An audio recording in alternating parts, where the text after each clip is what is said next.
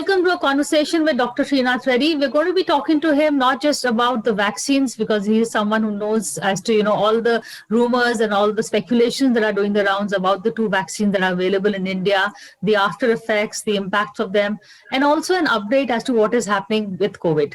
Welcome back, Professor Reddy. We're talking to you again. I think last time we spoke, there was a hint of a vaccine, but now we can truly say that it is here.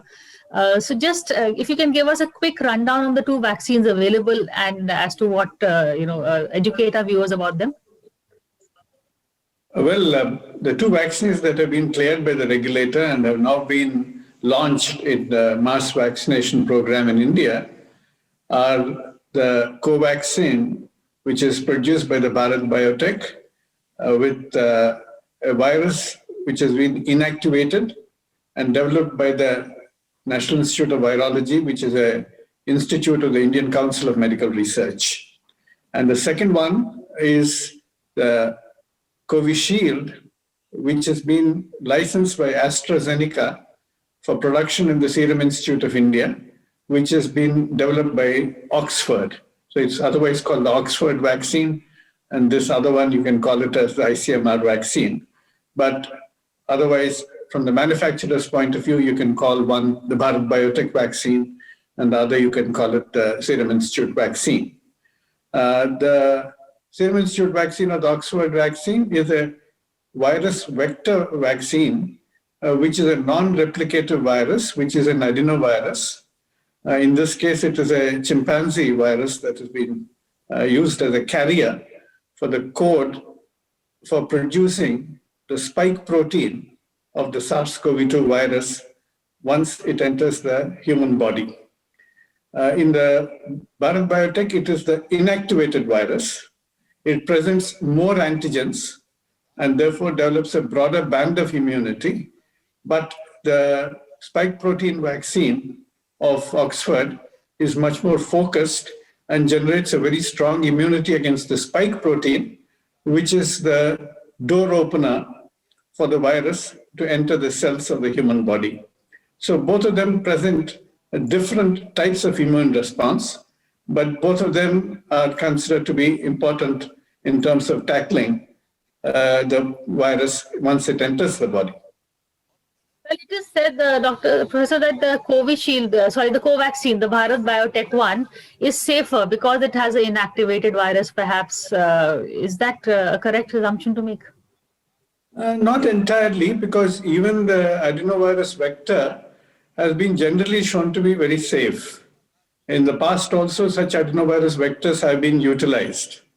However, there could be some kind of problem with people who are otherwise immunosuppressed or immunocompromised.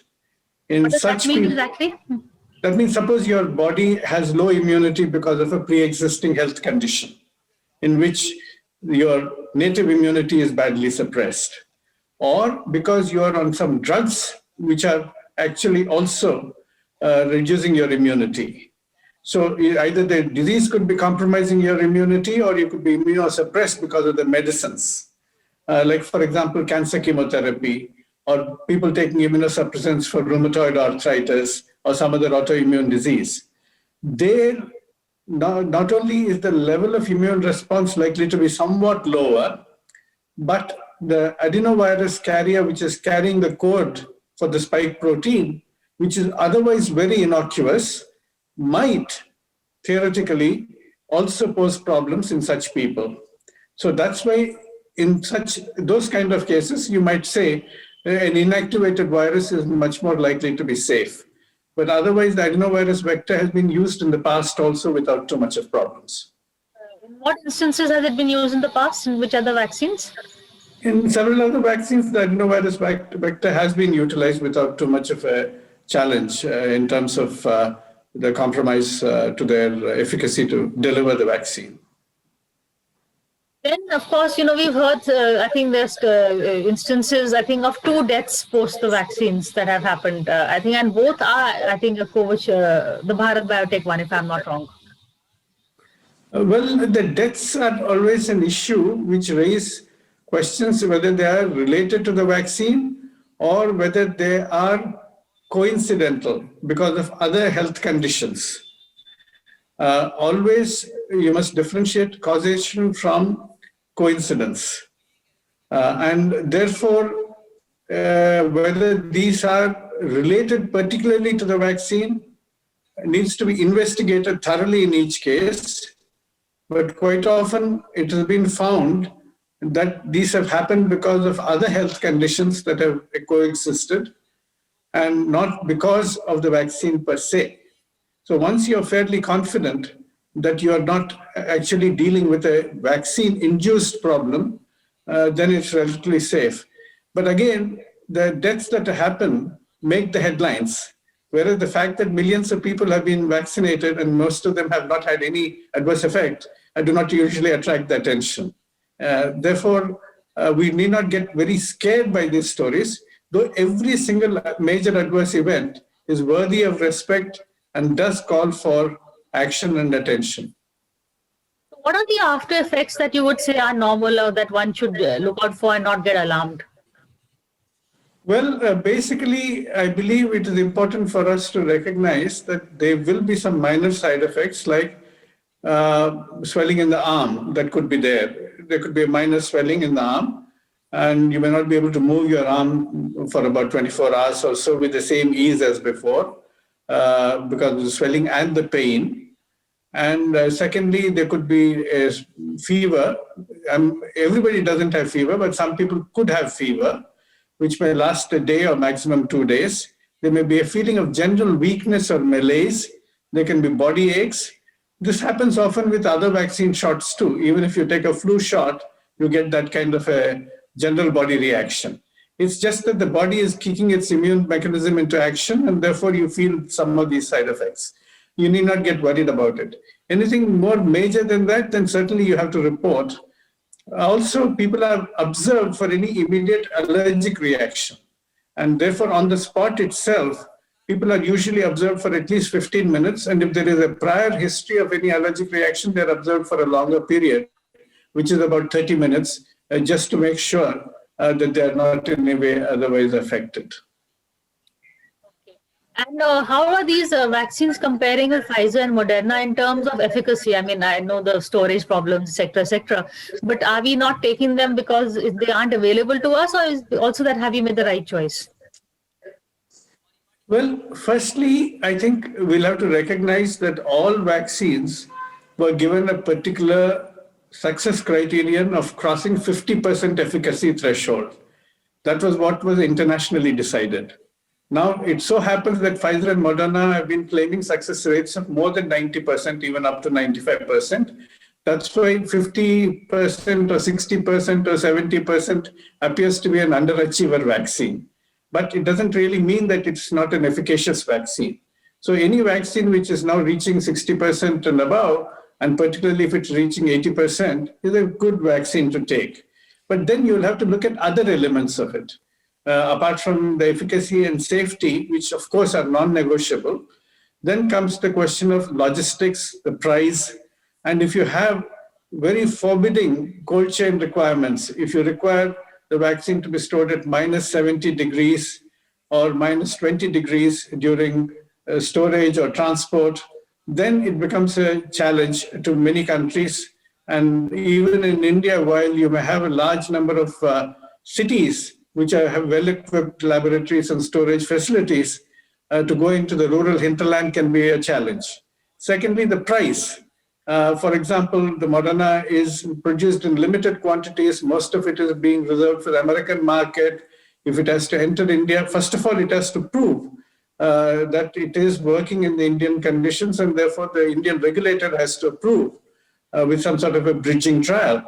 But even if they were intending to do so, their ability to produce large enough stocks is going to be very limited. So they're going to be high priced as well.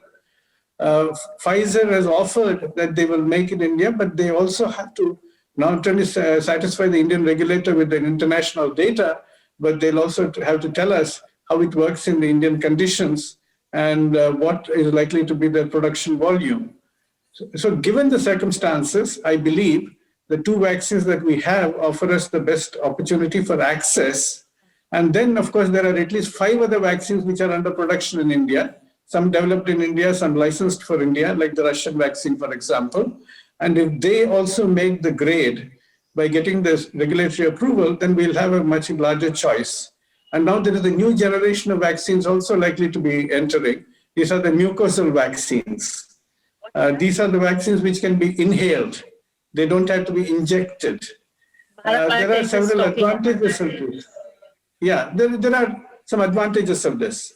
The first advantage is not only the ease of delivery, that you can actually avoid an injection, particularly for children. It becomes important that you avoid injections if you can. But more importantly, it is also that these so-called sterilizing vaccines can prevent the virus from taking residence in the respiratory tract, whereas the intramuscular injections are actually preparing the body to fight the virus once it has entered and has taken up residence in the body. So it is fighting off the virus after it has entered, but the mucosal vaccines, which are sterilizing vaccines, can actually prevent the vaccine from actually settling into the body. So that's an additional advantage. But again, these are all theoretical advantages.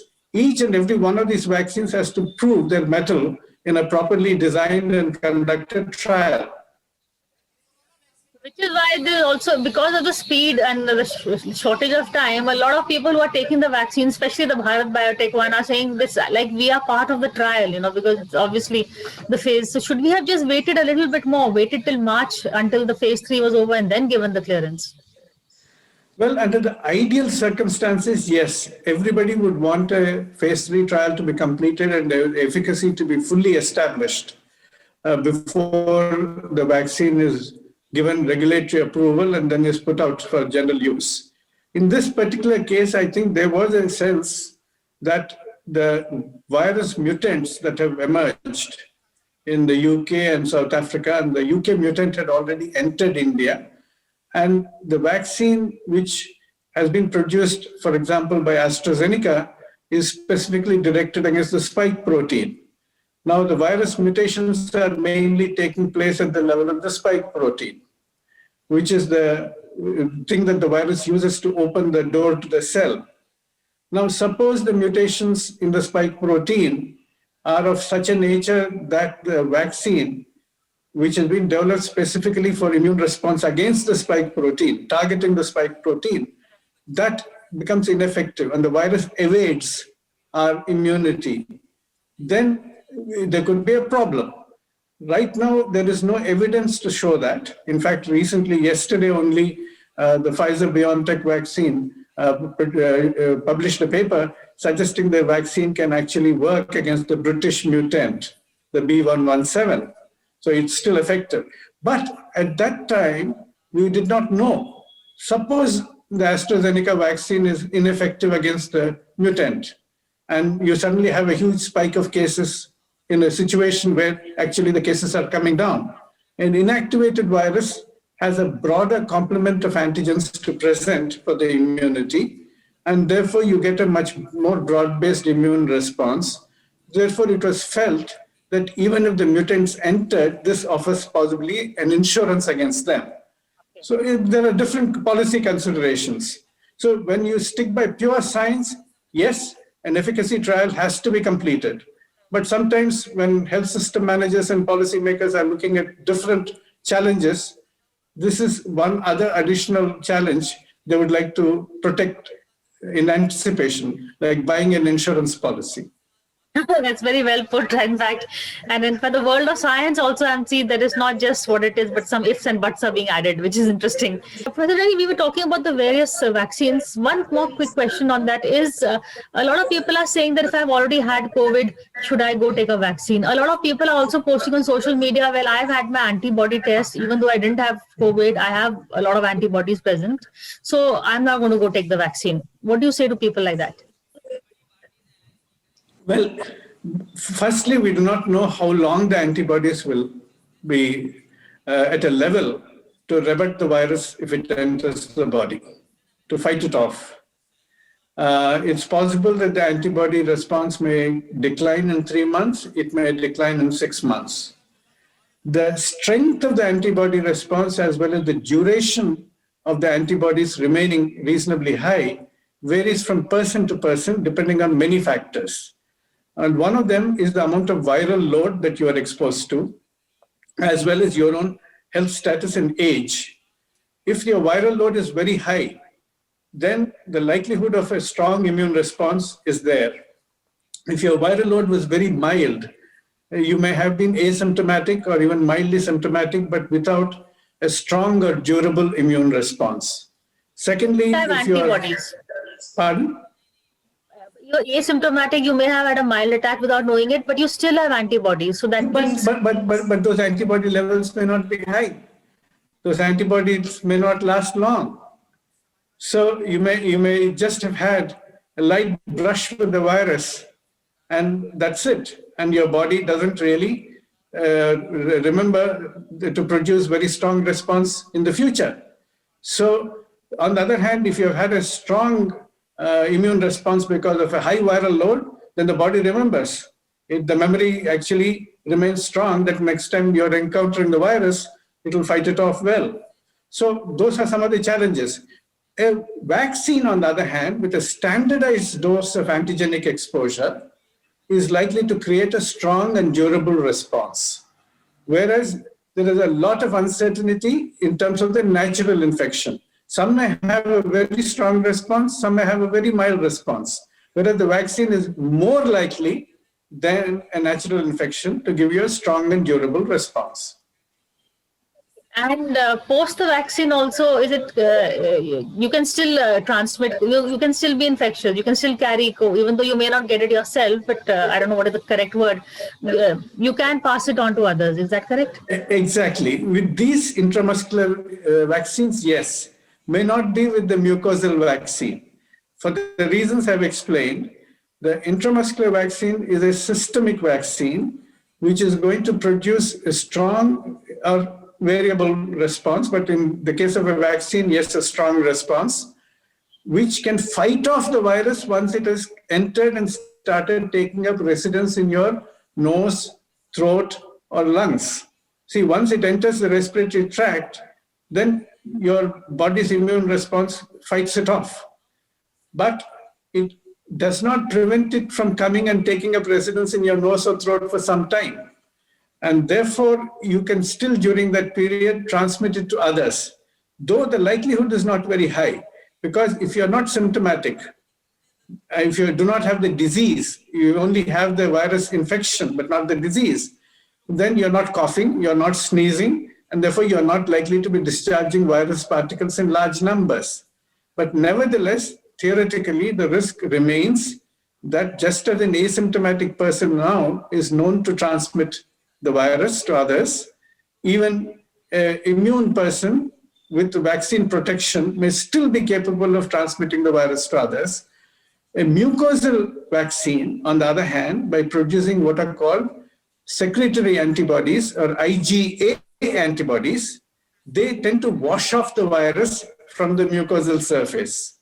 So they don't allow the virus to settle down. So that is where actually some of the inhalable vaccines may actually prove to be better, but they still have to pass the trials. This is at the moment a theoretical supposition. The only mucosal vaccine that's been tried so far is an influenza vaccine. So we really have to wait and see here whether the mucosal vaccine will work in this case as well. And just a bit on the COVID, on the update on the virus itself, India's numbers seem to be decreasing. We go by the conception that in winters the numbers rise, but touch wood, so far that's not been happening. Is it because the herd immunity is built up? How do you explain this? Or we are just being more careful? Well, we do not know exactly what all the reasons are, and we do not even know to what level people across the country have been exposed to the virus, whether it's 10% or 20% or 30%. We know that in some of the cities, the last conducted antibody serosurveillance studies have shown somewhere between 20 to 30%. In some of the slum areas, they've gone up to even 55%. But statewide surveys, for example, in Karnataka have shown about 12% or 14%. So we do not know what the situation across the country is. But we also know that the threshold is likely to be more than 60% or even 70%. Very interestingly, again, just recently, about a week ago, a study has been published from Brazil, from Manaus, that's the place. There, it was shown that 71% of the population in that area had antibody levels suggestive of virus exposure. They'd already crossed the 70% threshold. But still, the virus was propagating, still spreading quite actively. So this article that's been published in Science says that even a 70% exposure doesn't confer herd immunity for you. So therefore, if that is so, if 75% is not conferring herd immunity for you, there is no assurance, then we should not be sort of relying on that as the protective factor or explanation. We have to think that multiple factors have contributed. Maybe the virus is less active in terms of producing symptomatic infection in our cases. We still have to see. Secondly, it is possible that our younger age group has been protected. But I also hold that our rural population being higher is also protected. Because even if the virus enters the rural area, it spreads very slowly. People, there is no major crowd density in rural areas. People work in open fields. They don't work in crowded offices. And usually their levels of comorbidity like diabetes and hypertension are much lower than in the cities. Pollution levels are lower than in the cities. So the fact that India has 2/3 rural population may be a very important protective factor. And the UK strain, how worried should we be about it in India? Well, it has entered. It will certainly become more infectious because it has been shown that it's at least 50% more infectious than the previous strain. Therefore, if we do not take precautions like masking, keeping physical distance, avoiding crowds, it is likely to have more people infected. But if we take those precautions, then that virus cannot enter our body with any greater ease than the previous virus. Therefore, it entirely depends upon us how best we can block it. Certainly, but one other factor that's been mentioned is that even if it is more transmissible, it is certainly not more virulent. Therefore, it is not likely to cause more disease in the infected person, but because it can infect more persons, the overall number of persons with disease or even significant serious disease may rise. Because even if the fraction of people getting serious diseases remains the same, if the total number infected are higher, then obviously you'll have more people going to hospital or some more people dying. But therefore, the difference remains that you have to wear your masks, you have to keep away from large crowds, and you have to do your hand washing, all those remain. So I just say that it's like cricket. If your fast bowler is bowling at you, whether the swing is coming from the left side or the right side, your defense has to be strong. Right. So it doesn't matter whether it's the original virus or the mutant virus, your defense has to be strong. Yeah, just keep going. Don't let go of your bat. Just last question is the long haul. I believe the after effects of COVID. I believe the hospitals are setting up long haul COVID care centers also because of what happens post COVID. In terms, so are those symptoms very worrying for you?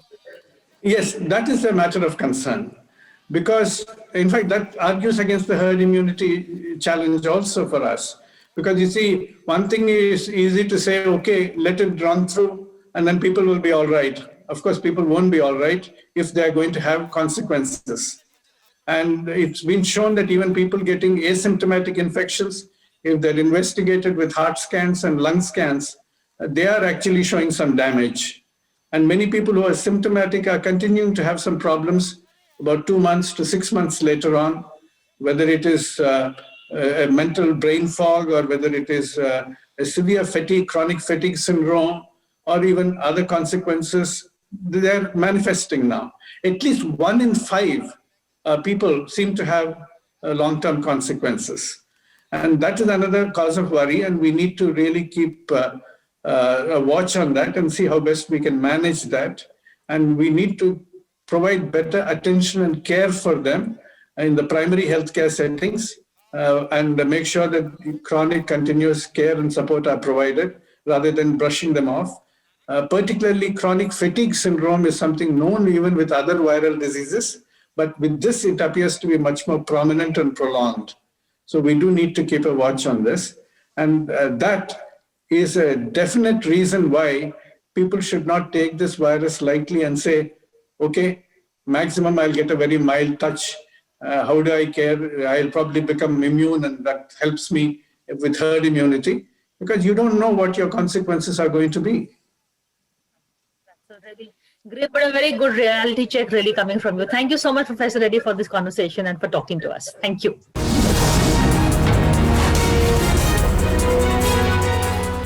For more such videos, subscribe to the NewsX YouTube channel, hit the bell icon.